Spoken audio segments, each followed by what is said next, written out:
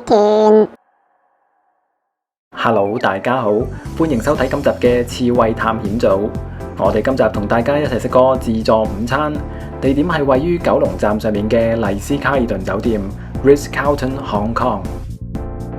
酒店位於圓方嘅金區。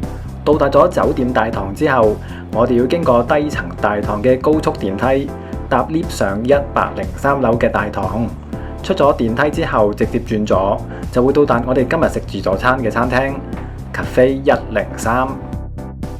未入去之前，先同大家分享一下，今次呢個自助午餐，我哋係經酒店官網嘅 Summer Sale Promotion 訂嘅，所以星期一至五原價每人518蚊嘅自助餐，就減到415蚊，連加一服務費。好啦，唔阻大家，我哋繼續入去睇下呢次嘅自助餐係點樣嘅。餐廳最大嘅賣點應該係佢嘅無敵九龍海景，望遠啲仲可以見到維多利亞港同埋對面海嘅景色。就算坐唔到窗邊，都記住行去睇下，話晒都係全世界排頭位嘅百萬夜景。我哋今次就被安排坐喺埋啲嘅台，好處就係可以行近啲攞嘢食，不過都仲叫做可以望少少海景。呢間餐廳嘅食物以一字排開 present 俾客人，由頭行到尾一次大概需要40秒。喺段片你可以見到位於入口左邊嘅熱食區，擺喺中間入口嘅甜品區，同埋入口右面嘅冷盤區。首先就試下呢度嘅海鮮冷盤，可能因為係自助午餐，選擇就唔算太多啦，有蝦、青口、小龍蝦同埋蜆。試過我就覺得海鮮都冇乜雪味，不過肉質就唔算太過彈口，所以我哋都係食咗一 round 就試下其他嘢啦。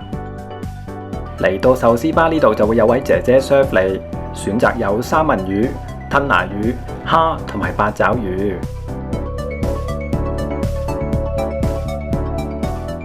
我就覺得刺身都算係新鮮，肉質都幾柔軟，冇雪味，牡丹蝦仲幾新鮮彈牙添。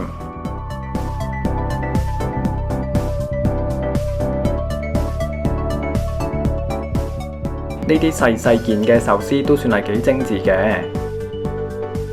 除咗海鮮同埋刺身之外，冷盤區都另外仲有其他唔同類型嘅沙律同埋冷盤可以揀，我就覺得水準呢都係一般啦。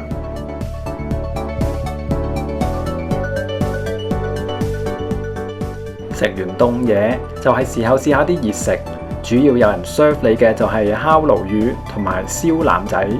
可能因為係自助午餐，所以燒肉都淨係得呢兩種啫。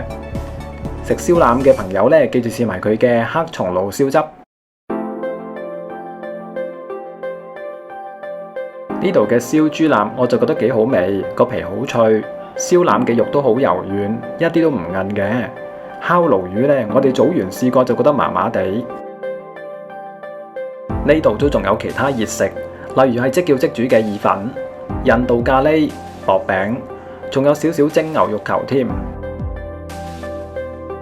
鐵煲入面都裝咗好多唔同嘅嘢食，我就覺得紅酒牛面盒同埋嗰個燒牛冧肉都值得一試嘅。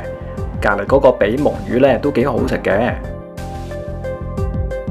仲有呢味椒鹽羊架，都係一上台就會好快俾人攞晒，睇嚟都幾受歡迎。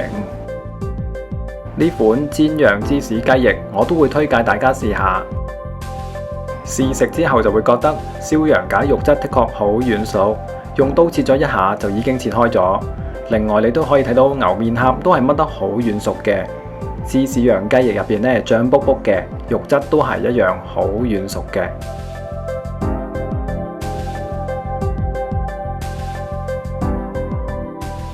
另外我哋都覺得呢味比目魚都唔錯，我覺得仲好食過嗰個烤鱸魚添。叉燒同埋油雞我哋要覺得一般啫，叉燒烤得都幾入味，但係我就覺得佢韌咗少少啦。另外我會覺得呢度嘅中湯都幾有驚喜，今日係老黃瓜湯，我覺得好好味，飲嘅時候有少少細個嘅時候喺菜館飲到嗰啲老火例湯嘅感覺。食食完鹹嘢，係時候試下啲甜品。呢度嘅甜品全部放晒喺架入邊，同埋啲飾位入面，睇落都幾乾淨。觀察之下就覺得芝士蛋糕同埋芒果千層酥係最靚嘅。其他嘅小甜品就放晒喺櫃桶入邊任人拎嘅，加埋呢度都有10款。呢度嘅雪糕全部都係 Mövenpick 牌子，不過味道只係得3隻味。雖然我都好欣賞嗰啲雪糕係獨立包裝，乾淨淨，唔似得一啲自助餐咁樣放晒喺桶入邊任人哋拎，呢樣係值得讚嘅。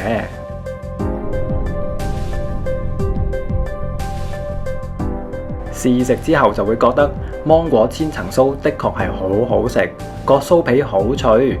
雖然就唔係好似拿破崙蛋糕咁樣好多層，呢個只係一個得1層樓嘅拿破崙。我哋幾位組員都覺得呢個甜品係最高分嘅。另外，我都會推介呢個有朵花嘅藍莓芝士蛋糕。藍莓醬唔會太甜，而且下面個餅底都好鬆脆，所以呢件餅我都 encore 咗2次。其他嘅甜品就係咁嘅，例如呢個芒果布甸、朱古力泡芙、桂花糕同埋個 crème brûlée。我就覺得個 crème brûlée上面嗰層焦糖都幾脆，底下嘅燉蛋都唔算太甜。芒果布甸就有少少似楊枝甘露嘅固體版。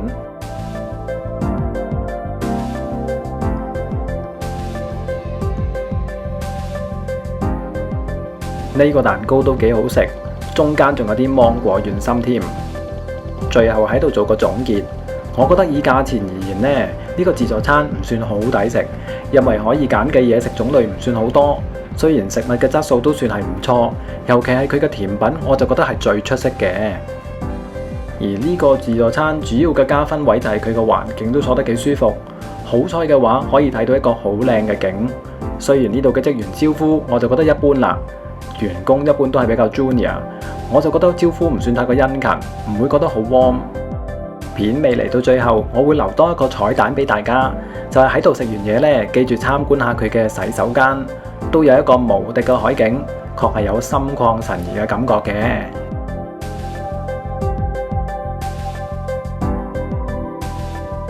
今集就講到呢度，下一集見。本影片並非廣告，全屬個人視頻分享。由於餐飲計劃時有改動，是次分享嘅價格同埋細節可能與最新安排有差異，如細節上有錯漏，敬請見諒。